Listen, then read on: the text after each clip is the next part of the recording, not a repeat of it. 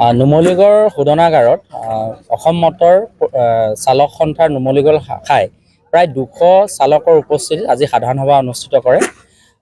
এই নুমলীগড় শোধনাগাৰৰ সম্প্ৰসাৰণ প্ৰকল্পত প্ৰায় 200খন সৰু গাড়ী চলি আছে। এই যিসকল চালক, এই চালকসকলে আচলতে কেন্দ্ৰীয় চৰকাৰে যিটো তেওঁলোকৰ মজুৰি নিৰ্ধাৰণ কৰিছে, সেই মজুৰি মতে আচলতে এই চালকসকলক মজুৰি প্ৰদান কৰা হোৱা নাই।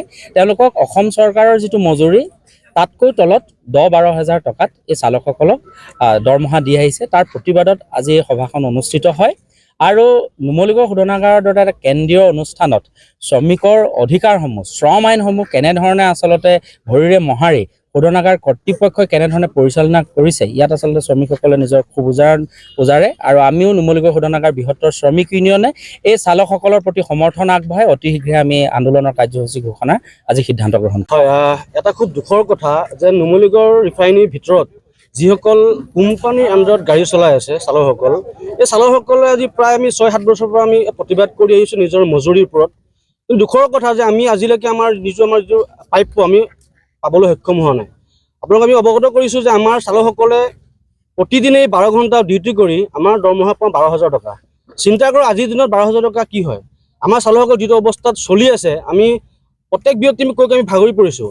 আমি সেইকাৰণে আজি এই মজিয়াৰ পৰা আমি এটা কথা স্পষ্ট কৰিছোঁ যে আমাৰ যিসকল চালক কোম্পানী আণ্ডাৰত হওক বা এজেঞ্চি আণ্ডাৰত হওক গাড়ী চলাই আছে, এই চালকসকলক ফেব্ৰুৱাৰী মাহৰ পৰাই আমাক তেওঁলোকে কোম্পানীয়ে ডাইৰেক্ট পে' কৰিব লাগিব। বৰ্তমান আমাক দৰমহাটো গাড়ীৰ মালিকে আমাক পে' কৰি আছে, কিন্তু আমাৰ দাবী হ'ল যে আমাৰ চালকসকলক যিটো কোম্পানীত গাড়ী চলাই আছে সেই কোম্পানীয়ে আমাক ডাইৰেক্ট পে' কৰিব লাগিব। আৰু এই আমাৰ পে'টো কৰিব লাগিব ফেব্ৰুৱাৰী মাহৰ দৰমহাটো, মাৰ্চত যিটো আমাৰ দৰমহা দিয়ে সেই মাৰ্চৰ দৰমহাতে আমাৰ যদি পে'মেণ্টটো আমাক কোম্পানীয়ে ডাইৰেক্ট পে' নকৰে, তেনেহ'লে তাৰ পিছদিনাখনৰ পৰাই আমি কমপ্লিট গাড়ী বন্ধ ৰাখিম। আৰু আমি যদি এই আন্দোলন কৰোঁ, ইয়াত যদি কিবা আমাৰ বিসংগতি হয়, তেনেহ'লে ইয়াত দাড়ি এনআইএল কৰ্তৃপক্ষৰ লগতে কোম্পানী মানুহ ইয়াত জগৰীয়া হ'ব। আজি আমি অসম মটৰ ৱৰ্কাৰ্ছ ইউনিয়নৰ নুমলীগড় শাখা সমিতিয়ে আজি এটা কাৰ্যসূচী হাতত লৈছিলোঁ।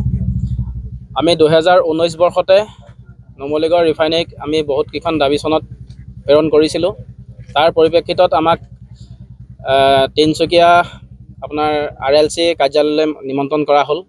তাত এটা সিদ্ধান্ত গ্ৰহণ কৰা হ'ল যে নুমলীগড় ৰিফাইনেৰীৰ ভিতৰত যিমানখিনি গাড়ী চলিব, তাৰ চালকসমূহে নুমলীগড় ৰিফাইনেৰী নিবিদাৰ অন্তত সোমাই তেখেতসকলে এটা দক্ষ শ্ৰমিকৰ হিচাপত মজুৰি প্ৰাপ্য দিব লাগিব বুলি লেবাৰ কমিশ্যনাৰে আমাক স্বাক্ষৰিত কৰি দিছিলে। আৰু সেই সময়ত বিশ্বজিৎ বৰা ডাঙৰীয়াই তেতিয়া তেখেতে তাতে আমাক প্ৰতিশ্ৰুতি দিছিলে যে এই কামটো আমি নুমলীগড় শোধনাগাৰৰ ফালৰ পৰা আমি কৰি দিম।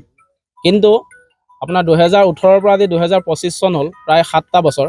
7টা বছৰে এটা কথা বুজি নাপালোঁ, তেখেতসকলে কি কাৰণে আমাৰ ড্ৰাইভাৰসকলক প্ৰতাৰিত কৰি আছে, কি কাৰণে আমাক শোষিত কৰিছে, কি কাৰণে আজি আমি প্ৰাপ্য মজুৰিৰ পৰা বঞ্চিত হ'লোঁ, সেই কথাটো আমি বুজি নাপালোঁ। আজি আমি আপোনালোকৰ জৰিয়তে আমি অসম চৰকাৰ তথা ভাৰত চৰকাৰৰ এটা কথা জনাব বিচাৰিছোঁ যে নুমলীগড় ৰিফাইনেৰীত এতিয়া বৰ্তমান 200তকৈও অধিক চালক আছে, কিন্তু তেখেতসকল আজিৰ ডেটত নিষ্পেষিত, তেখেতসকল আজিৰ ডেটত বঞ্চিত, তেখেতসকল আজিৰ ডেটত শোষিত। আমি সেয়েহে আজি এই মঞ্চৰ পৰাই আমি এটা কথা ঘোষণা কৰিছোঁ, আমি 2025 চনৰ ফেব্ৰুৱাৰী 18 তাৰিখৰ ভিতৰত যদি নিবিদাৰ প্ৰক্ৰিয়াত অন্তৰ্ভুক্ত নকৰে, তেন্তে হ'লে আমি 18 তাৰিখটো বাদ দি 19 তাৰিখে আমি সকলো গাড়ী বন্ধৰ ঘোষণা কৰিম আৰু আমি আন্দোলন চলাই নিম। যিকোনো খবৰৰ বাবে যোগাযোগ কৰক 7099017330 লগতে 7099017110 নম্বৰত।